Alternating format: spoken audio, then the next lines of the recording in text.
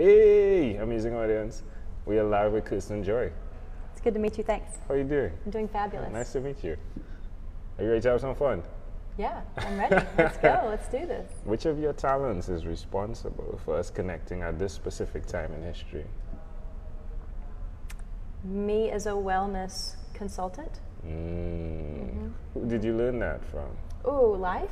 Oh, tell me more, please. Yeah. Well, I grew up in a nursing home, which is an interesting way to start. My mom was director of nurses, so during after hours of school and during the summers, I spent time with her there. So I played with the patients, I fed them, I saw a lot. And my first job was in a pharmacy in high school.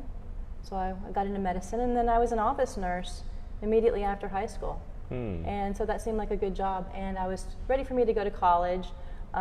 Childhood was really hard for me, and I wanted to get out. I became a business major and went to college pretty much all over, and ended up in Drury and loved that, graduated from UTD.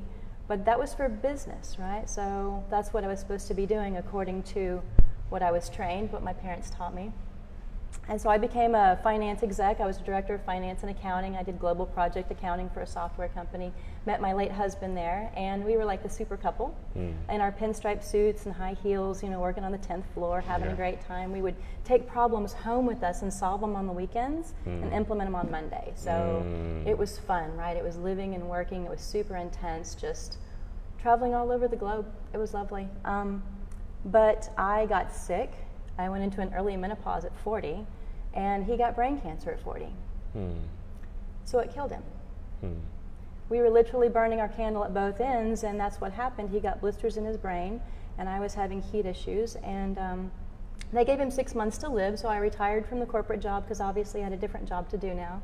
And I helped him gracefully over 20 months.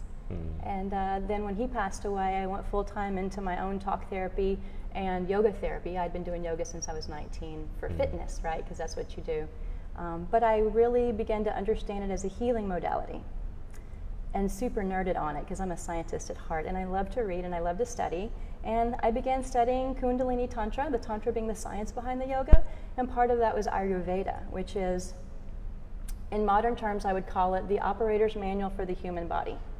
So you're a Porsche, I'm a muscle car, and some people are tanks, right? And so we need to know what our operator's manual is, and there are sciences that are ancient that tell us those things. And I love how you call me Porsche. You are a Porsche. Actually, you're a Porsche. I can tell by looking at you. That's like immediately I was like, yeah, I'm a Porsche.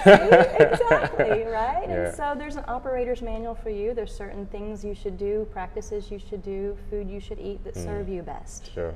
But you didn't know that because your mom didn't know that and her mom didn't know that.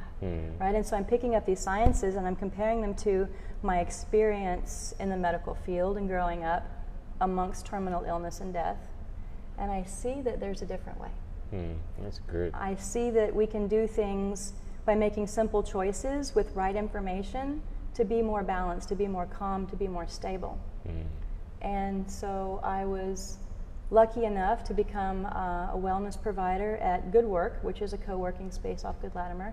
And Amy, the co-founder there, sent a note out and said, hey, amazing, important people, check this out, sign up. And my heart said, you got to do this. The time is right, and you need to speak your truth. So, and then I researched what I just signed up for. Yeah, it happens like that a lot. Yeah, totally organic. Like I would say better than cell phone, right? And you know, but the connection better than cell phone because who you are connected to then connects you to others. And it's a filter in itself, yeah? So I'm glad you did go with your instinct to be here. I appreciate that tremendously. So you've been through a lot. Why will you continue to repeat the skills that you do go through? Why will you continue to repeat that skill of naturally helping others to heal? It's my natural talent, right? It's my birthright. I was given the skills and the intuition, I think, to have the scientific mind to understand the medicine and also the curiosity to appreciate and find devotion in the spirituality of people as well. And when you don't have them combined, you're going to suffer one way or another. And so it's my gift, it's my dharma, and quite frankly, I tried to be something other than what I am currently, and I went through too much suffering to get to where I am. Yeah. Right? So it's my dharma, it's my purpose in life. I love that. Where's the best place for someone to connect with you? Online, so Prani Life is my website. Prani, spell Prani. Prani, P-R-A-N-I, so Prani Okay. Life. The definition of that from Sanskrit is a creature who lives in the forest. So there's this idea of pran, or energy, that which animates, that which gives life. In, I think, Chinese medicine, they call it qi, and in ancient Europe, they called it animus. So there's always been this idea of this life, of vitality, this something, right, that creates life, and then when you pass, this something passes with you, right? It leaves your body. And so we're all filled with this life. We're all pranis. Yeah. We're all filled with light and life and love, and this is how we learn how to live this life. Tell me a bit more about you calling me the Porsche, though. Don't mean to make this about me, but it's really fascinating. It is I think there's fascinating. more to it. It is. Explain the Porsche, So please. that's based on the science of Ayurveda, which translates as the knowledge or the science of life. And it tells us that we all have unique constitutions or fingerprints that we were born with. And I can tell by looking at you, because you're very tall, because of what you're doing, that you're what we call a vata. So you're like a Porsche, you're a butterfly, you're an antelope type person, you love to move, you love to talk, you're really great at parties. They usually have figures that are very tall or very short, thin, so I can tell by your stature and by what you do. I appreciate You're that. the fast Porsche, right? And then you have the muscle car people who are like the tigers, and so they're medium sized, they're more competitive, they're usually muscular. They're natural leaders. They can tend to be pushy, but they can also tend to be very fabulous leaders. They have different types of roles and different types of lives. They wear suits like me, right?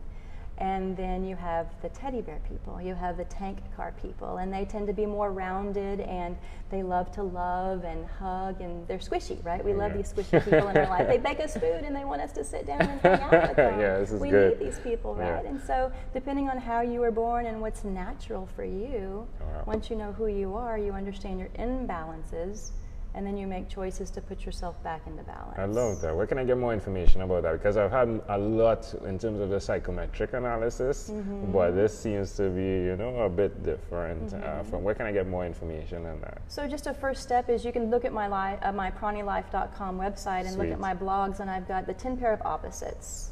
So everything in the universe can be described by these 10 pairs of opposites, and once you know what your pairings are, once you know what your qualities are, then you know what can exacerbate you or what can balance you, because Ayurveda tells us that like increases like. So if you add fire to fire, you get a bigger fire, right? If you add water to fire, or you change the oxygen level of fire, it's going to change the fire. So depending on where you are today and where you want to be, disease versus balance, what do you apply in your life and your diet and your exercise to get you to a more balanced state? That's good. When you become exacerbated, if you will. I And love people that. can exacerbate you too. Yeah, definitely. Yeah. I believe that. I believe that. What's one other thing you've done consistently over the last 3 years? Practice yoga and Ayurveda and meditation. How does it make you feel? It makes me feel amazing. It makes me aware of my own diseases and my own shadows and my own challenges, which gives me the ability to accept and work with those things, right? It gives me the stability and the calm and the peace of mind that allows me to look inward for answers rather than continue to look outwardly for what other people have been taught who want to teach me, right? There's a silence behind the senses, behind your memory, behind your imagination. There's something else that exists that's the true light of intelligence, right? And that's what meditation brings you. It's a completely different way of seeing life. Yeah, I appreciate that. Why would you suggest to someone that's listening that they do what you've done by definitely embracing the difference from a natural perspective, from a scientific perspective? Why would you suggest people do that as well? They complement each other. My first research paper in high school was a compare and contrast, and even as a freshman, I did evolution versus creation, and kind of was able to outline how it's pretty much the same thing, right? Science and spirituality, they complement each other. And Can I get that online as well? That paper, is it online? No, that's my freshman research paper. I don't know where it is. You'd have to ask Mr. Wood from Honors English at Lake Highlands. I don't know if they still have those. It was the 80s. But it was pretty good. I got 4 A+ on it, so I was pretty proud of it. Yeah, I'm sorry that isn't online. Yeah, you should figure out if that's available still, yeah? Yeah, so science and medicine and spirituality and real life and Mother Nature, right? Mother Nature is the first scientist. She's the first teacher. So the more we pay attention to that, the better off we are. You know, people in cities tend to be more anxious, have more insomnia, more digestive issues, more issues altogether, right? Yeah. And people who live in nature, people who live closer to the sunrise and the sunset, who don't have to check their app for weather, they're more tuned in, right? They have fewer diseases of those types. Yeah, I love that. Let's switch gears for a moment. Let me invite you now into my time machine that is surrounded with beautiful warm blue Caribbean water. What is your earliest childhood memory? Ooh. My earliest childhood memory is getting a bath in the sink at our house. How old were you? I was a baby. I was obviously small enough to get a bath in the sink. That's intriguing. Why do you think that memory is so clear? Well, honestly, because my childhood was very, very rough. And my mom was very rough and dry and sharp. And it was not a good memory. She hurt my head and I bonked my head and I cried and then it upset her. And so I'd say that the majority of my childhood memories are negative. Right? They're not positive. I was an abused child, and that's another thing that all of this brought me to recognize and work with, is that the physical and mental aspect of a child who's abused, whether that's physically or mentally, whether your mom was a baby shaker or a bone breaker or just even mean, right? There are physical symptoms. Your muscles contract. You don't even know how stressed you are until you're not stressed anymore. So the problems you have with your hips and your low back and your right shoulder and your neck, right? If you spent your childhood doing this, you're going to retain some of those physical scars, if you will. And so that's what I've been working through with the practice, and it's allowed me more space for my body to heal, for my energy to heal. Wow, that's powerful. Yeah. How do you see that memory connecting to who you are today? It's exactly who I am today, and it's what's given me the gift to be able to share with others, right? I am my story. And I've been through so much, and I've seen so much, and I've lost so much that it's natural for me to hold out my hand to others and say, oh, "You're unique. Your experience is unique, but I can see your point of view. Right? I can understand some of that." I love that. Yeah. I think you did well. I think what went to my mind immediately was how something right could be wrong. Oh, it's all perfect. Yeah, and right? How it can come out to be perfect. Yeah, that is beautiful. Life is just training for today. Because she was bathing you in a sink, which is, she gave you a bath, right? Which is good. But then in the wrong place, sort of, right? But to see that you are now the individual that's repurposing that or reframing that is pretty fascinating. Well done. Thanks, yay. Yeah. That's why we practice, right? That's why we practice. If we fast forward to when you were 12 years old, what was your favorite song?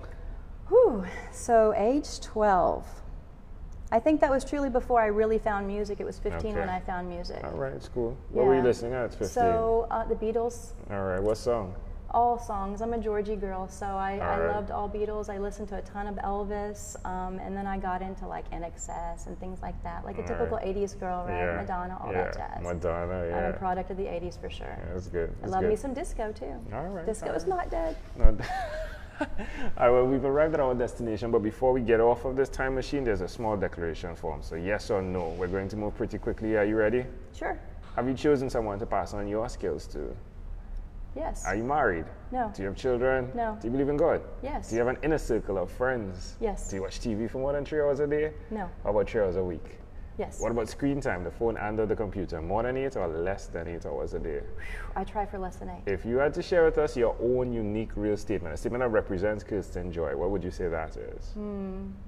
Suffering is a choice. I love it. Kirsten, this has been a great pleasure. Before you leave, is there anything else you'd like to share with our amazing audience? No, I'm just so grateful for you and for everybody who's here in the studio to help us pass this along. I appreciate that. Kirsten, thank you for being on What is Inspired by 12-Minute Convos with Angel Jones. Did you have fun? I did have so much fun. High five me. Thank you.